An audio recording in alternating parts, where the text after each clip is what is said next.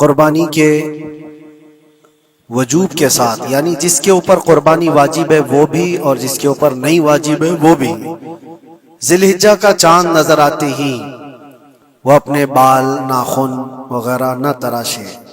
اس کی وجہ یہ ہے کہ حجاج کرام کی مشابہت ہے کہ جو حاجی حج کے لیے گئے ہوئے ہوں یا احرام کی حالت میں ہوتے ہیں وہ اپنے بال ناخن وغیرہ سب نہیں تراشتے، نہ کاٹتے ہیں، تو ان کی مشابہت میں یہ حکم ہے اور یہ کوئی واجب نہیں ہے، مستحب ہے۔ کرے گا تو ثواب ہے، نہیں کرے گا تو اس پر کوئی اس کی پکڑ نہیں ہے۔ ان 10 دنوں کے اندر اگر کوئی ایسا ہو گیا ہے کہ اس کے ناخن زیادہ بڑے ہو چکے ہیں یا بال زیادہ ہو چکے ہیں اور کاٹنا ضروری ہو گیا ہے، اور ویسے بھی 40 دن سے زیادہ زیر ناف کے اور بغل کے بال رکھنے میں گناہ ہے، اگر وہ زیادہ دن ہو رہے ہیں ان 10 دنوں کے اندر تو پھر اس کو کاٹ لینا چاہیے۔ یہ 10 دنوں کا انتظار کرتے ہوئے مستحب کو پانے کی نیت میں گناہ کا ارتکاب نہ کرے۔ یہ مسئلے کی وضاحت۔ اور دوسری چیز اس لیے بھی ہے کہ اگر وہ ناخن اور بال کاٹے بغیر 10 دن تک انتظار کرتا رہا تو اچھوں کی مشابہت کرنے کا بھی ثواب ہوتا ہے۔ اور دوسری چیز یہ کہ قربانی کرنے کے بعد جو گوشت ہے، بہت سارے لوگوں کے ذہن و دماغ میں یہ بھی ہوتا ہے کہ اس کو خود کھا سکتا ہے کہ نہیں کھا سکتا ہے، اس کو کیا کرنا چاہیے۔ مستحب طریقہ یہ بتایا گیا ہے کہ اس میں 3 حصے کرے، اپنے لیے ایک حصہ رکھے، اپنے رشتہ داروں کے لیے، عزیز و اقارب کے لیے ایک حصہ، اور ایک حصہ غربا اور مساکین کو تقسیم کرنے کے لیے۔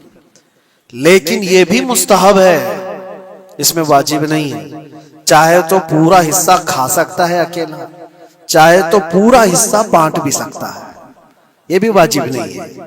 اپنی قربانی کا گوشت چاہے تو پورا استعمال کر سکتا ہے، چاہے تو پورا بانٹ بھی سکتا ہے، چاہے تو تھوڑا رکھ کر تھوڑا بانٹ بھی سکتا ہے، سارے اس کے لیے جائز ہیں، وہ قربانی کا مالک ہے۔ یہ مسئلہ بھی آپ سمجھ کر کے چلیں۔ اسی وجہ سے کسی کو قربانی کا اپنے وکیل بنا دیا، کسی دوسری جگہ پر اس سے کہہ دیا کہ میری قربانی کرو اور گوشت بھی وہیں تقسیم کر دو، تو کوئی حرج نہیں، جائز ہے، قربانی آپ کی ادا ہو جائے گی۔ یہ مسئلے کی وضاحت بھی آپ کے لیے ضروری تھی۔ اور ایک چیز، کچھ لوگوں نے یہ بھی پھیلایا کہ قربانی کا گوشت جمع کر کے رکھنا 3 دن سے زیادہ یہ جائز نہیں ہوتا۔ پہلے نبی پاک صلی اللہ علیہ وسلم نے منع فرمایا تھا، لیکن حدیث پاک میں حضور نے فرمایا قربانی کرو، گوشت کھاؤ بھی اور گوشت جمع کر کے رکھنا چاہو تو رکھ بھی سکتے، اس میں کوئی حرج نہیں۔ قربانی کا گوشت چاہے تو وہ جمع کر کے رکھ بھی سکتا ہے۔ قربانی کے جو دن ہیں وہ 3 ہی دن ہیں، بعض لوگوں نے 4 بھی لا کر کے ابھی پیش کیا ہے۔ کسی صاحب فکر نے یہ نیا مسئلہ پیش کیا ہے جماعت اہل حدیث کی طرف سے غالباً کہ 4تھے دن بھی قربانی ہو سکتی ہے، یعنی 10 ذی الحجہ، 11 کو، 12 کو اور پھر 13 کو بھی۔ اور اسی طرح سے بڑھتے ہوئے کوئی اور جماعت آئے گی وہ 15 کو بھی کر ڈالے گی، لیکن ایام نحر جو ہیں وہ 3 ہی دن کے ہیں، 10، 11 اور 12۔ 12ویں کا سورج غروب ہونے تک یہ ایام نحر کہلاتے ہیں اور انہی میں قربانی ہے۔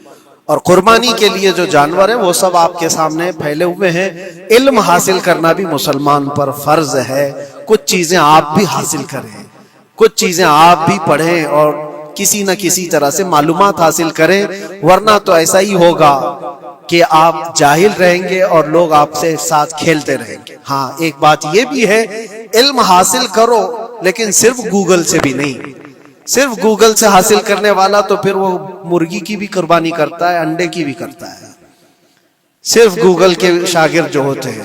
اسی لیے معقر علماء اہل سنت سے تمہارا رابطہ بھی ہونا ضروری ہے۔ علم آپ انٹرنیٹ سے حاصل کرو، کراس ویریفیکیشن علماء کے پاس سے کر لو، میں نے یہ پڑھا ہے، یہ صحیح ہے یا نہیں، یہ حدیث میں ہے یا نہیں۔ انشاءاللہ العزیز آپ سیدھے راستے پر قائم رہیں گے، اللہ تعالیٰ اس کی برکت عطا فرمائے۔